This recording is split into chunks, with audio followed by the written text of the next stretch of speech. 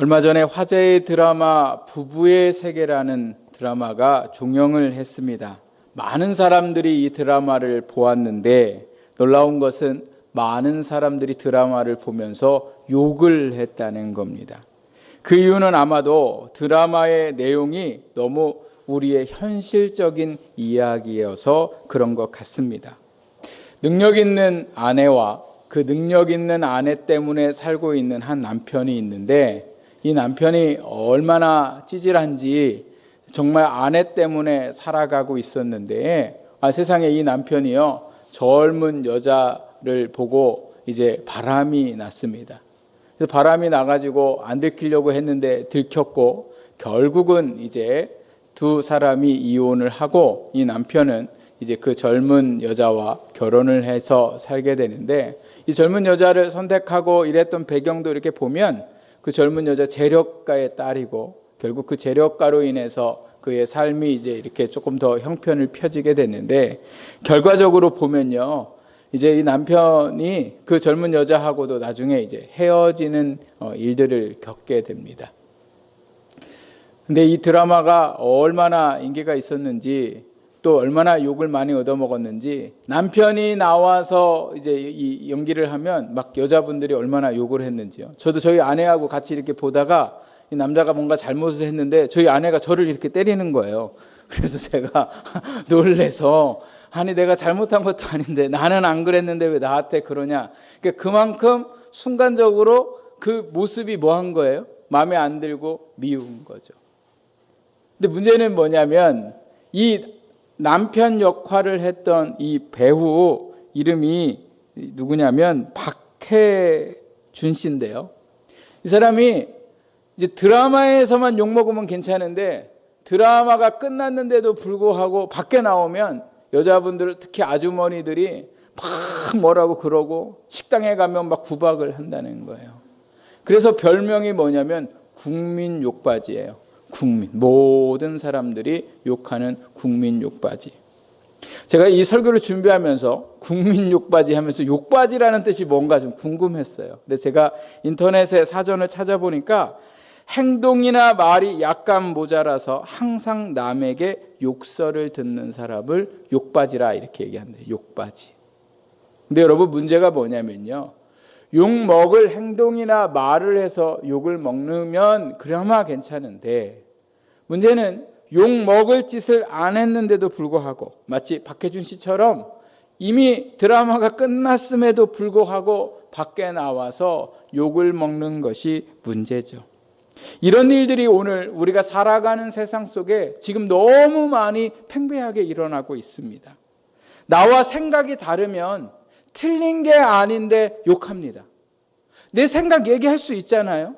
그런데 내 생각과 다 자기의 생각이 다르면 욕을 하는 세상 속에 우리가 살아가고 있습니다. 또 잘 모르고 있고 잘 알지도 못하면서 욕하는 경우도 있습니다. 때로는 남들이 욕하니까 욕해야 되는 줄 알고 욕먹을 짓 한 줄 알고 같이 욕하는 경우도 있습니다. 지금 우리가 살아가고 있는 이 세상이 정치적인 문제부터 모든 사회 분야에 이르기까지 서로가 서로를 욕하고요. 정말 나라가 분열되어 있는 것처럼 남북이 분열되어 있는 게 아니라 서로가 서로를 미워하고 욕하는 세상 속에 살아가고 있는 것을 보게 됩니다.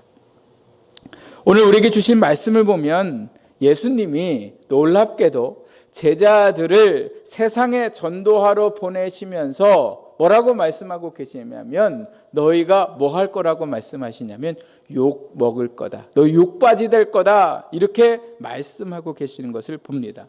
17절 말씀해 보니까요. 이 제자들을 사람들이 공회에 넘겨주겠고 이 공회는요 유대인들이 그 정치적인 종교적인 모임입니다. 그러니까 너희가 앞으로 살아갈 속에 이 유대인들이 자꾸 종교적으로 정치적으로 너희들을 그 공회에 세워서 핍박할 거라는 거예요.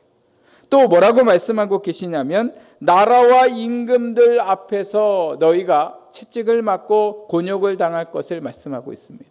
이게 나라와 임금들, 총독들 이거 다 누굽니까? 유대인들 외에 다른 이방인들의 왕들과 총독들에 의해서 너희가 채찍에도 맞고 어려움을 당할 거다. 그리고 오늘 우리가 읽은 22절 말씀에 보면 뭐라고 말씀하고 있냐면 너희가 나로 인하여 미움을 받을 것이다. 이렇게 말씀합니다. 그래서 이러한 모습들에 대해서 예수님이 제자들에게 뭐라고 얘기하시냐면 오늘 우리가 읽은 16절 말씀에 보면 보라 내가 너희를 보냄이 양을 이리 가운데 보냄 같도다. 이렇게 말씀하시죠. 이 양은 누구예요? 제자들이고 이리는 누구예요? 유대인들 외에 또 다른 민족들, 예수 믿는 사람들, 복음을 전하는 사람들을 핍박하는 사람들을 뭐라고 얘기합니까? 이리라 이야기합니다. 이리는요, 양이 미워서 그러는 게 아니에요. 이리는 양만 보면 그러는 거예요. 이게 문제인 거예요. 양이 이리한테 피해를 주거나 이리한테 뭔가 잘못했거나 이러면 이리가 이렇게 공격을 해도 좀 괜찮은데 양이 이리를 괴롭힌 것도 아니고 말을 잘못한 것도 아닌데 이리가 자꾸 왜요? 복음 전하는 것이 싫어서 자꾸 양을 공격한다 이렇게 말씀하고 계십니다. 그래서 예수님이 너희 이제 백성들한테 사람들한테 너네 진짜 이제 욕받이 될 거야 이렇게 얘기하시는 거죠. 근데 예수님도요 당시에 국민 욕받이셨어요. 유대인들이요 예수님이 잘못한 게 아무것도 없어요.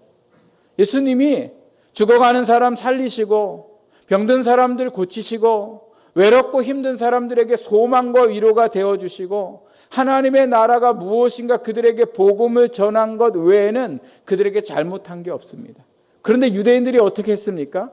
예수님을 많은 사람들을 반란시키는 반란자로 또 신성모독을 한 신성모독자로 예수님에게 누명을 씌워서요 어떻게 했습니까? 예수님을 십자가에 못 박게 했습니다. 유대인들이 얼마나 대단했는지 여론을 모으니까요 예수님에게 은혜를 받고 치료받고 고침받았던 사람들도 다 등 돌리고 어떻게 했어요? 예수님을 십자가에 못 박으라고 공격하기 시작했죠. 그래서 예수님은 국민 욕받이가 되셔서 십자가에 죽으심을 당하셨습니다. 예수님이 이렇게 욕받이가 되셨으니 그 제자들도 당연하게 모든 사람들에게 욕을 먹고 미움을 받으며 살게 되었는데 누명을 씌고요 사자의 밥이 되기도 했고 수많은 고문을 당하고 잔인하게 처형을 당하는 일들도 많았습니다. 그 이유는 단 한 가지 복음을 전했기 때문에 그렇습니다. 로마 시대에 보면요 이 기독교인들이 로마의 핍박을 받는데 그 핍박받는 이유 중에 하나가 뭐냐? 식인종 집단이라는 이유로 핍박받았어요. 아니 왜 교회를 식인종 집단이라고 그들이 몰아갔을까요? 무엇 때문에? 교회에서 행하는 성찬 때문에. 여러분 제가 저희 교회 부임해서 여러분과 같이 성찬을 할 때에 제가 막 사람 살 뜯어다가 여러분 먹으라고 하고 제 피 다 빼가지고 여러분한테 마시라고 그런 적이 있습니까? 포도주와 떡을 예수님의 피로 예수님의 살로 다시 재현하면서 우리가 예수님의 피와 살을 먹고 예수님처럼 살아가야 함을 하나 되어야 함을 그 예식을 통하여 우리가 이 땅에 이루어 가려고 하는 예식을 하는데 로마 정부가요 마치 그 사람들이 진짜 사람의 살을 먹는 것처럼 사람의 피를 마시는 것처럼 왜요? 목사님이 이는 사랑하는 주님의 피입니다. 이는 사랑하는 주님의 살입니다. 이렇게 이야기했다고 와 보지도 않고 자세히 알지도 못하면서 그 기독교인들을 핍박하게 됩니다. 또한 로마의 화재가 났을 때에 그 화재의 모든 책임을 누구에게 돌렸습니까? 기독교에게 돌렸어요. 그래서 교회가 얼마나 많은 어려움을 겪었는지도 모릅니다. 코로나19 사태 이후에 매일매일 놀라운 일들이 우리 주변에 일어나고 있습니다. 그런데 저는 지난주에 정말 많이 놀랐습니다. 마치 이 모든 문제가 교회가 문제가 있는 것처럼 돌아가고 있기 때문에 그렇습니다. 이 정부의 발표가 있기 전에도 제가 사실은 많은 염려를 했어요. 인터넷의 기사와 댓글들을 보면 마치 교회가 큰 문제가 있는 것처럼 계속해서 사람들이 생각하도록 여론이요 자꾸 형성되고 있는 것을 보게 됐습니다. 물론 몇몇 교회들이 확진자가 나왔습니다. 교회 목사로 생각할 때 참으로 송구스러운 일이고 있어서는 안 될 일입니다. 그런데 이 교회의 문제는 뭐냐? 방역 수칙을 안 한 게 문제지 교회 여서가 문제가 아닌 거죠. 근데 여론이 자꾸 어떻게 몰아가냐면 교회의 모임이 문제고 예배가 문제인 것처럼 믿지 않는 자들이, 교회를 싫어하는 사람들이 얼마나 많이 댓글을 달고 그렇게 여론을 막 몰아가고 있는지 모릅니다. 그런데 여러분, 모든 교회가 그런 게 아니잖아요. 정말 소수의 교회가 수칙을 지키지 않아서가 문제이지 많은 교회들은요 정부가 얘기하는 수칙을 잘 지키고 있어요. 저희 교회도 식사 안 했잖아요. 물론 저희가 이제 그때 좀 괜찮아서 이제 교회 창립 주일 점심 때 한 끼 이제 먹은 거 외에는 이렇게 문제가 더 심각해질지 모르고 저희가 계속해서 식사를 안 하고 있었습니다. 문제는 주일 예배가 아니라 방역 수칙을 지키지 않는 것이 문제입니다. 마치 온라인 예배를 드리는 교회는 잘하고 있는 교회고 예배당에 모여서 예배드리고 있는 교회는 잘못된 교회처럼 자꾸 사람들이 그렇게 생각하고 있는 거죠. 이거 교회를 몰라서 얘기하는 거예요. 예배가 뭔지 몰라서 하는 말이죠. 근데 더 안타까운 건 뭐냐? 성도들도 사람들이 생각하는 것처럼 그렇게 생각한다는 거예요. 마스크 쓰고 가야 할 건 다 다녀요. 심지어 가지 말아야 할 것까지 다녀요. 그런데 예배 드리러 가는 것은 성도들이 걱정해요. 저는 이게 너무 이해가 안 되는 거예요. 물론 사회적 거리를 두라고 얘기를 하고 그 두라고 해서 교회에 못 오고 이런 상황 가운데 했으면 제가 말을 못 하겠어요. 그런데 지금 사회적 거리가 아니라 그냥 거리를 두고서 마스크 쓰고서 다니면 된다고 하잖아요. 그런데 왜 다 다니면서 교회는 안 된다고 세상이 얘기하는데 왜 성도들도 그렇게 얘기하냐고요. 심지어 어떤 분들은 자기네 교회가 예배당에서 예배드린다는 걸 다른 사람들이 니네 교회 온라인으로 예배드리냐 너 모여서 예배드리냐 하면 뭐라고 그럴까 봐 얼버무린다는 거예요. 아니 뭐가 문제입니까? 그런데 오늘 이러한 사건 속에 더 안타까운 일들이 일어나게 됐죠. 지난 수요일 날 저희가 뉴스를 보니까 누구예요? 총리가 나와서 정례 브리핑을 하는 것을 제가 보게 됐습니다. 그리고 제가 그것을 보고 보건복지부 홈페이지에 가서 자료를 보았습니다. 전세균 국무총리가 서울 청사에서 중앙부처에 있는 사람들과 17개 시도와 함께 방역 강화 방안을 2가지를 논의했는데 한 가지가 뭐였냐면 외계 해외에서 들어오는 사람들의 감염이 이 국내에 있는 사람들보다 많아질 때가 많으니까 그것에 대해서 대책을 마련하라고 얘기했습니다. 여러분 벌써 지금 국민들이 해외에서 유입돼서 지금 들어와서 감염되는 사람들에 대해서 얼마나 많이 문제를 제기했는지 몰라요. 이거 그냥 가만히 내버려 두지 말고 이렇게 해라. 그런데 세상에 지금도 뭐 하라고요? 대책을 강구하라고 이렇게 얘기했더라고요. 근데 제가 어제 들으니까 이제 13일 날 대책을 발표하고 그때부터 지킨다고 하더라고요. 두 번째 무슨 문제를 다뤘냐면 교회의 방역 강화 방안을 발표했습니다. 내용이 이렇습니다. 교회 내 소규모 모임, 식사 등에서 감염 확산 사례가 지속적으로 발생함에 따라 방역을 강화할 필요성이 제기되었다. 정부는 교회 시설을 고위험 시설로 지정하지 않아 정규 예배는 정상적으로 진행하되 교회에 이루어지는 소규모 모임 행사 등에 대한 방역 수칙을 의무화하였다.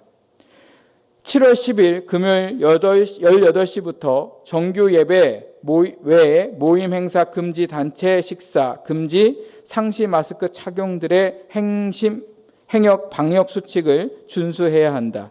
이 수칙을 위반할 경우 감염병 예방 및 관리 관한 법률에 따라 책임자나 이용자에게 벌금 300만 원 이하가 부과되고 집합 금지 조치를 시행할 수 있다. 이렇게 써놓고요. 그 다음에 뭐라고 써놨냐면, 이렇게 이 모든 걸 해놓고 정부는 앞으로도 종교계와 긴밀히 소통하며 방역 지침을 안내하고 적극적인 협조를 요청할 계획이다. 여러분, 이러한 방역은, 교회에 대한 문제는요, 얼마나 빨리 일처리를 했는지 몰라요. 그리고 나서 뭐라고 얘기해요? 앞으로 종교계와 상의하겠다는 거예요. 미리 상의했어야죠.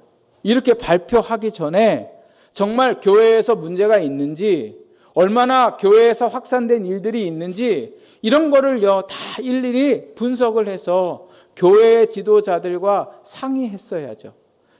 대표자들과 상의했어야 되는데 한마디 상의도 없이 어떻게 해요? 이렇게 발표를 해놨습니다. 또 방역을요 모임 전후로 의무화하래요. 예배 드리기 전에 방역하고, 예배 끝나고 방역하고, 또 저녁 예배 드릴 때 방역하고, 저녁 예배 끝나고 또 방역하고. 여러분, 지금 정부나 또 도청이나 시청이나 여러분 출근하는데, 출근하기 전에 방역하고 출근 끝나고 방역하고, 이런 이런 자체가 있습니까? 누가 이렇게 합니까? 근데 이걸 대장으로 만들으래요. 대장 만들지 않으면 300만 원 벌금을 내게 하겠다는 거예요. 여러분, 제가 정부의 지시대로 안 하겠다는 얘기가 아닙니다. 제가 지금 이렇게 말씀드리는 이유는 뭐냐? 너무 형평성에 맞지 않고 교회에 대해서 전혀 모르고 그냥 자기들이 생각할 때에 교회에 먼저 이것을 시행한다, 이렇게 얘기하는 거예요.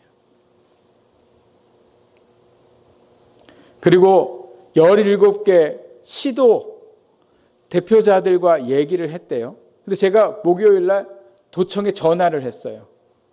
도대체 정규 예배는 뭐고 어떻게 우리한테 하라는 거냐 얘기했더니요, 담당자가요 전혀 모르고 있어요. 내려온 게 없대요.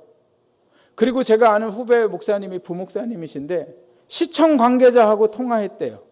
전혀 모르고 있어요. 아니, 도대체 17개 도시에 충북은 안 들어가 있는 건지, 누구랑 도대체 무슨 상의를 하고 이렇게 대책 없는 발표를 했는지 저는 이걸 보면서 참 이해할 수가 없었습니다. 제가 지금 이렇게 여러분들에게 말씀드리는 건 뭐냐? 그동안은 여론이 그랬어요. 여론이. 생각하는, 교회를 안 좋게 생각하는 사람들이 자꾸 교회에 대해서 문제를 제기했어요. 그럴 수 있어요. 그러나 지금 이 정부가 행한 이 발표는요, 마치 교회가 진짜 문제 있는 것처럼 도장 찍는 거하고 똑같은 거예요. 그래서 교회가 더 많은 사람들에게 안 좋은 모습으로, 예배를 자꾸 드리려고 하는 건 목사가 돈이 필요하고 강도고 도둑놈이기 때문에 그렇게 자꾸 예배를 모이려고 한다고 그렇게 생각하는 사람들에게 확실하구나, 이렇게 도장 찍어주는 것과 같다는 겁니다. 제가 금요일에 아는 그 동생 목사님하고 통화를 했더니 그 동생 목사님이 이제 그 담당 부서 분과 전화를 했는데 그분이 그러더래요. 교회처럼, 자기는 교회 안 다니는데 교회처럼 잘 지키고 있는 곳이 없다는 거예요. 그래서 자기도 이런 방역 수칙을 내놓은 정부에 너무 당황스럽고 미안한 마음이 든다는 거예요. 왜요? 이제 본인들도 자꾸 지금 뭐예요? 교회에 다녀야 되잖아요. 아니, 잘 지키고 있는데 자꾸 와서 줄자로 갔다가 재고 막 이러면 얼마나 그게 당황스럽고, 그 모습이 사회에 비춰질 때에 교회가 마치 문제가 심각한 집단들로, 정부의 말을 전혀 안 듣는 사람들로. 그래서 저는 여러분에게 말씀드립니다. 여러분, 가족들이 막 이렇게 반대가 심하고 또 내 안에 여러 기침이나 열이나 이런 증상들이 심하면 영상으로 예배를 드리셔야 됩니다. 그러나 그 외에는 너무 염려하지 마세요. 꼭 교회 아니어도 우리가 다니다가 보면 마스크도 쓰고 거리도 두었는데 감염될 수도 있어요. 그게 꼭 교회 아니어도. 그런데 왜 그렇게 여러분 걱정하고 염려하고 미리부터 그렇게 오늘 우리가 살아가야 됩니까? 세상 사람들이 뭐라고 그러는 것은 어쩔 수 없는, 교회를 미워하고 싫어하니까 그럴 수 있다지만 오늘 우리는 바로 알고 그렇게 살아가야 되지 않습니까? 제가 지난번에도 예배 드리고 저 밑에 있는데 아저씨가 막 저보고 막 뭐라고 그러더라고요. 예배 드린다고. 우리 방역수칙 잘 지키고 예배 드리고 있다고. 그래도 하지 말라면 하지 말라고. 그러면 돌아다니지 말아야죠. 본인은. 아니 자기는 돌아다닐 때 다 제가 그분한테 그런 얘기는 못했지만 여러분, 여러분이 그렇게 생각할까 봐, 믿는 성도들이 그렇게 자꾸 인식할까 봐, 그 인식이 위험하고 잘못되었음을 오늘 우리가 깨닫고 예배에 대한 위험이 아니라 마스크를 안 쓰고 방역 수칙을 지키지 않으면 위험하다는 것. 그래서 제가 오늘 이 말씀을 보면서 우리가 이처럼 어려운 현실 속에 어떻게 해야 할까? 오늘 예수님은 그 미움받는 제자들이 세상에 나아갈 때 뭐라고 말씀하시냐면 뱀같이 지혜롭고 비둘기같이 순결하라 이렇게 말씀하십니다. 예수님은 먼저 뱀처럼 지혜로우라. 뱀의 특징이요, 징그럽고 보기에는 안 좋지만 이 뱀은요 자기의 위험한 상황들을 잘 지혜롭게 흥분하지 않고 잘 대처해 간다는 거예요. 제가 오늘 설교를 준비하는데 저희 아내가 저한테 여러 번 얘기했어요. 여보, 흥분하지 말고 얘기하라고. 흥분하지 말고. 왜요? 그게 지혜로운 거예요. 흥분하면 져요. 흥분하면 져요. 지혜롭다는 것은요, 통찰력 있는, 사려 깊은, 신중한의 뜻을 가지고 있습니다. 예수님이 말씀하시죠. 니네 미움받거든 그냥 미움 다 받고 아무 소리 하지 말아라가 아니라 뭐 하라고요? 지혜로워야 된다는 거예요. 하나님의 말씀을 쫓아서 말씀을 따라 살아가고 세상에 지혜롭게 말할 수 있는 사람들이 되라는 거예요. 사도행전 말씀에 보면 베드로와 요한이 유대인들이 복음 전하지 말라고 얘기했는데 복음을 전했습니다. 그래서 그들을 위협해요. 다시는 너희가 복음을 전하면 너희가 고문을 당하고 너희가 채찍에 맞을 테니 절대 복음 전하지 마라. 그때 베드로가 그 유대인들에게 뭐라고 얘기하냐면 내가 하나님의 말을 들어야 하냐 사람의 말을 들어야 하냐 이렇게 얘기합니다. 유대인들이니까 그렇게 얘기한 거예요. 왜요? 유대인들도 율법에 누구의 말을 들으라고 나와 있기 때문에 그래요. 하나님의 말씀을 들어야 한다는 거예요. 사람의 말보다. 그러니까 베드로가 얼마나 지혜롭게 대답을 했는지 몰라요. 여러분, 오늘 우리가 가족들이 예배드리는 거에 대해서 뭐라고 얘기하거나 혹시 주변에 여러분이 예배드리는 것에 교회에 대해서 문제를 이야기하면 여러분 지혜롭게 대답하십시오. 우리가 잘못하지 않고 있다는 것을 그분들에게 명확하게 말씀해 주세요. 근데 그 사람들이 안 들어요. 특징이. 안 들으면 내비두세요. 근데 오늘 우리가 뭐예요? 해야 할 말은 해야 되는 거예요. 최근에 기사와 댓글들을 보면서 많은 변화들이 있는데요. 무슨 변화냐면 기독교인들이 댓글을 달기 시작했더라는 거예요. 얼마 전까지는 댓글 안 달았어요. 막 욕하면 그냥 욕 나누는 것만 그렇게 있었는데 조금 용기 낸 사람은 뭐예요? 그 엄지 표시가 좋아요와 싫어요가 있는데 싫어요에 조금 눌렀어요. 근데 지금은 댓글을 막 달고 있어요. 근데 막 다는 분들도 물론 있지만 교회 입장에서 아주 지혜롭게 그들이 이야기하는데 다 오해를 풀 수 있도록 그렇게 하는 거죠. 제가 세상을 향하여 공격하라는 게 아니라 오늘 우리가 말씀 안에서 세상 사람들이 오해하고 있는 것들은 풀어가는 지혜가 우리에게 있어야 됩니다. 두 번째로 예수님이 뭐라고 말씀하고 계세요? 순결하라 이렇게 얘기하세요. 순결하라는 뜻은요, 순수한 거예요. 섞이지 않은 것. 뭐와 섞이지 않은 거예요? 다른 것과 섞이지 않고 그 상태를 유지하고 있는 것. 죄로 얘기하자면 죄에 물들지 않는 거죠. 세상적으로 얘기하자면 세상에 물들지 않는 거예요. 이게 순결한 거예요. 그러나 그리스도 안에서 순결한 건 또 한 가지가 있습니다. 그게 뭐예요? 자기의 잘못을 인정하는 거예요. 사람들이 어려움을 당하는 것 보세요. 왜? 많은 일들을 해놓고 마지막에 가서 문제가 일어나는 이유를 보세요. 지혜와 지식이 없어서가 아니에요. 뭐 하지 못해서 그래요? 순결하지 못해서 그래요. 다른 사람을 위해서는 막 순결한 사람처럼, 다른 일들에 대해서는 막 의로운 것처럼 막 이렇게 말을 막 쏟아내고 결국은 자기의 진짜의 삶은 뭐예요? 순결하지 못한 거예요.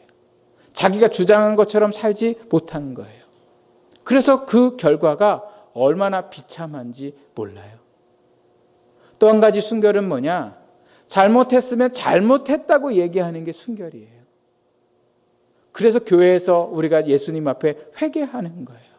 왜요? 여전히 우리는 순결하고 싶지만 순결할 수 없는 죄인이기 때문에 그래요.